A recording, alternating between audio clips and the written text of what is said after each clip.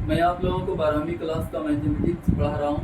Mathematics में part number 5 है जिसका नाम है आव्यूह, अंग्रेजी में मैट्रिसेस के नाम से जानते हैं। इस पार्ट में एक्सरसाइज 5.1 हो चुका है पहले ही। 5.2 के लिए कुछ इंट्रोडक्शन मतलब कि आगे पढ़ा रहा हूँ। आव्यूहों के गुणन के गुणधर्म, आव्यूहों के गुणन का गुणधर्म, प्रॉपर्टीज ऑफ मैट्रिक्स मल्टीप्लिकेशन। पहला गुण है साहचर्य नियम, जिसको हम एसोसिएटिव लॉ के नाम से जानते हैं। आव्यूहों का गुणन जो है, कल आव्यूहों के गुणन के बारे में आप लोग पढ़ रहे थे।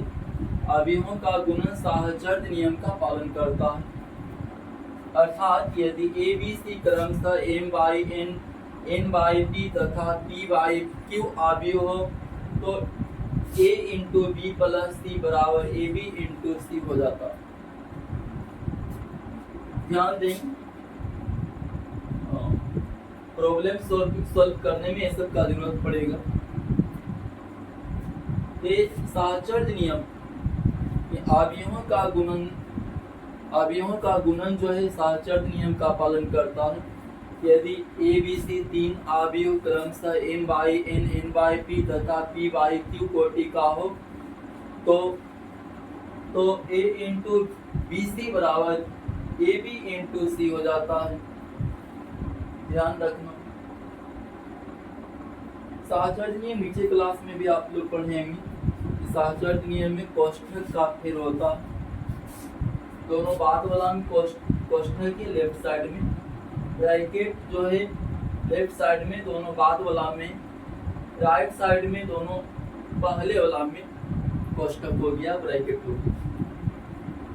वितरण नियम, यदि नीचे क्लास में आप लोग पढ़ेंगे तो पता होगा कि वितरण नियम में गुना हो जाया करता है। आव्यूहों का गुणन योग पर वितरित होता है, यानी आव्यूहों का गुणन योग पर वितरण नियम का पालन करता है। अर्थात यदि a एक m बाई n आव्यूह, एक ऐसा आव्यूह है जिसका कोटि m बाई n है, b और c तो ऐसा आव्यूह है जिसका कोटि समान है।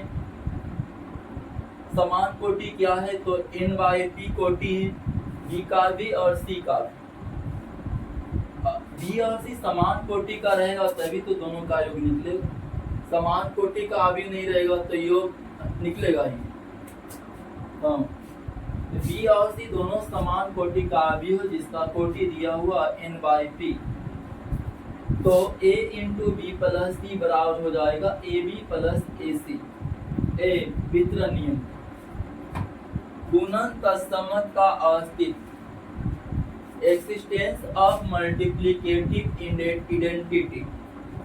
यदि a एक m बाई n आव्यूह है, ने आव्यूह a का कोटि दिया हुआ m by n, i n कोटि का इकाई आव्यूह है जिसको तत्समक आव्यूह के नाम से जानते हैं, तो a i n बराबर i n a बराबर a हो जाता है। याद रखेंगे, यानी कहने का मतलब आव्यूह a को n कोटि के इकाई आव्यूह से अगर हम गुना कर देते हैं तो आव्यूह a ही प्राप्त होता है, या इकाई आव्यूह को आव्यूह a से गुना करते हैं तो भी आव्यूह a ही प्राप्त होता है।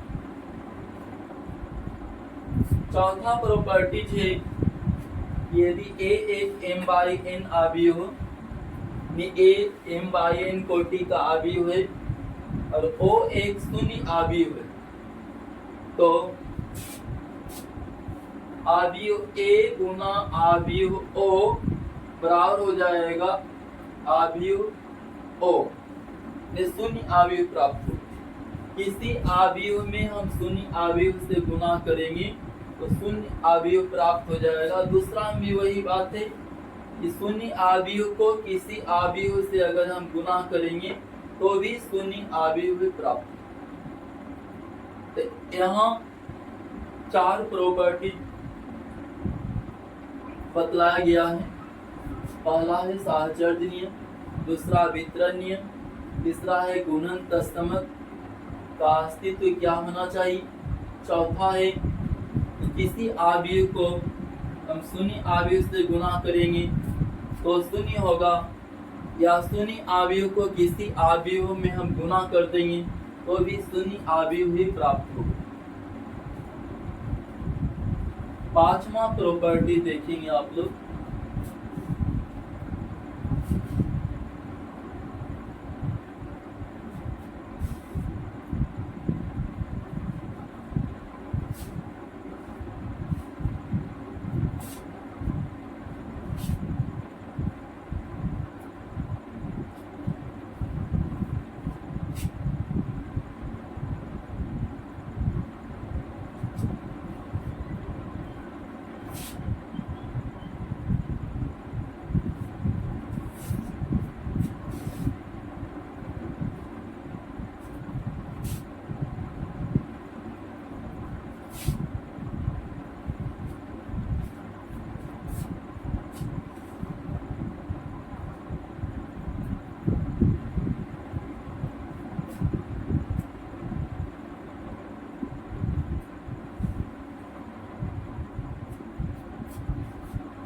पांचवा प्रॉपर्टीज है, पांचवा प्रॉपर्टीज यदि ए और बी दो आव्यूह हैं ताकि ए बी परिभाषित है, यदि ए और बी दो आव्यूह हैं ताकि ए बी परिभाषित है, ए बी परिभाषित है तो माइनस ए इंटू बी या ए इंटू माइनस बी बराबर हो जाएगा minus A B, A into minus B बराबर माइनस ए बी हो जाएगा। ये आपका पहला है। दूसरा जो है कि माइनस ए इंटू अगर बी है, माइनस ए इंटू बी अगर है तो भी ए माइनस ए बी ही हो जाएगा। ए और बी दो आव्यूह इस प्रकार है कि ए बी परिभाषित है तो ए इंटू माइनस बी बराबर माइनस ए बी हो जाएगा, या माइनस ए इंटू बी बराबर भी माइनस ए बी हो जाएगा। छठा प्रॉपर्टी देखेंगे, छठा प्रॉपर्टी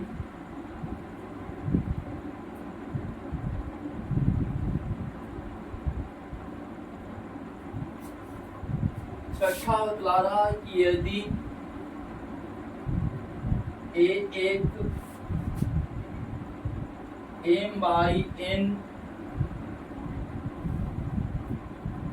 आव्यूह है तथा B और C n बाई p आव्यूह है, n बाई p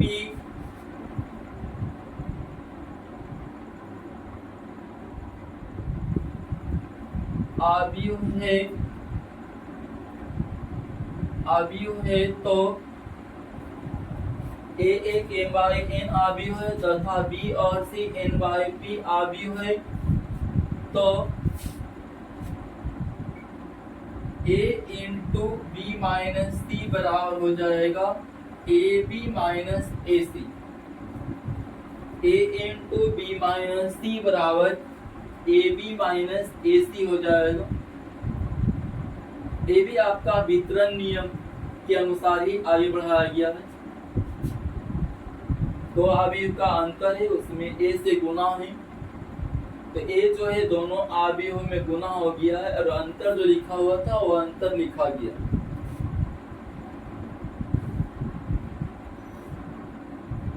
सातवां प्रॉपर्टीज है कि आव्यूहों का गुणनफल जो है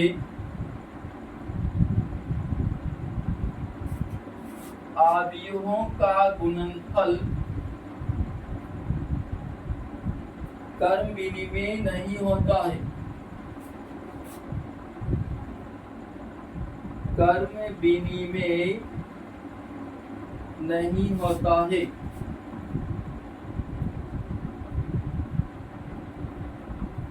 कर्म विनिमय नहीं होता। आव्यूहों का गुणनफल कर्म विनिमय नहीं होता है,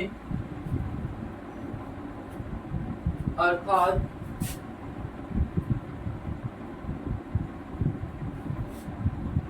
यदि ए और बी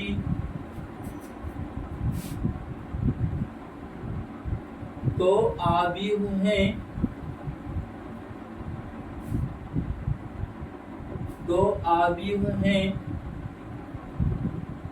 ताकि आव्यूहों का गुणनफल कर्म विनिमय नहीं होता, अर्थात यदि ए और बी दो आव्यूह हैं ताकि ए बी और बी ए दोनों परिभाषित है, दोनों परिभाषित है, तो ए बी बराबर नहीं होगा बी ए का। A B is not equal to B. कर्म विनिमय नियम का पालन नहीं करेगा।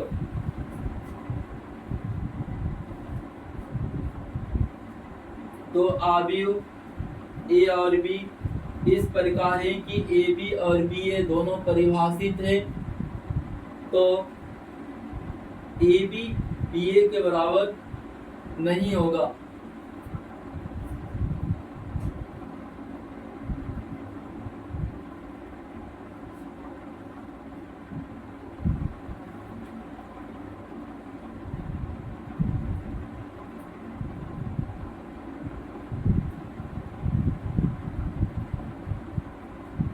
आठवां प्रॉपर्टीज है कि ए बी बराबर 0 होने पर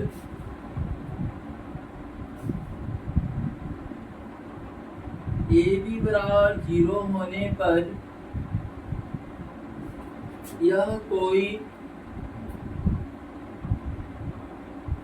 आवश्यक नहीं कि यह कोई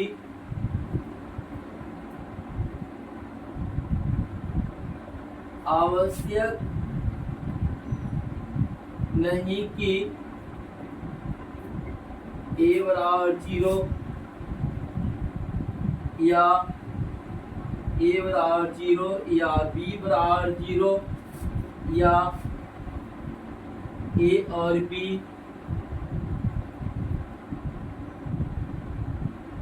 ए और बी दोनों शून्य हो। ए और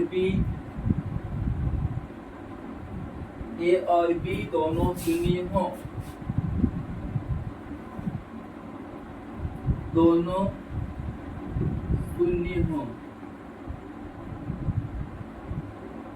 दोनों शून्य। इस ढंग से ए बी बराबर शून्य होने पर यह कोई आवश्यक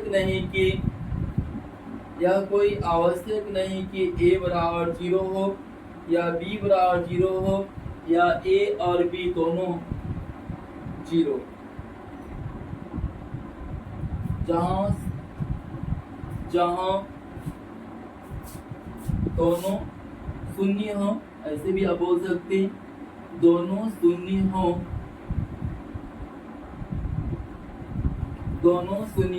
जहां ओ एक शून्य आव्यूह है, ओ एक शून्य अवयव है। ओ लिखेंगे या शून्य लिखेंगे, बात देखिए। ओ एक शून्य अवयव है, ओ एक शून्य अवयव। तो प्रॉपर्टीज में आप इतना याद रखेंगे, 8 प्रॉपर्टीज।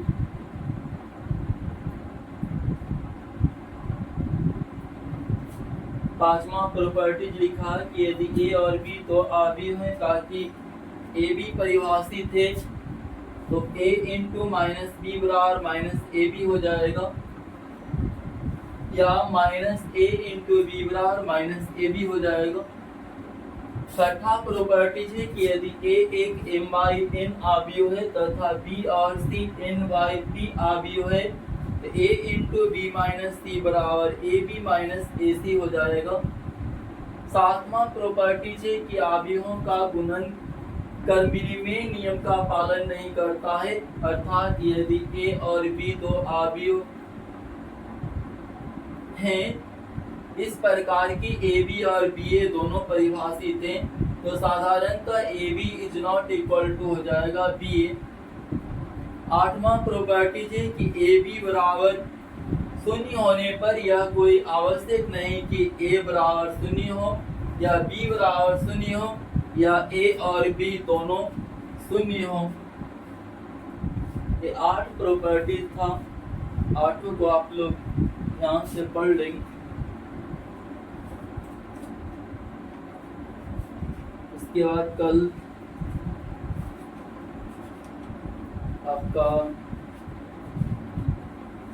अगला पार्ट शुरू हो जाएगा, एक्सरसाइज 5.2 कल शुरू हो जाएगा। आप लोग वीडियो को लाइक और चैनल को सब्सक्राइब कर देंगे।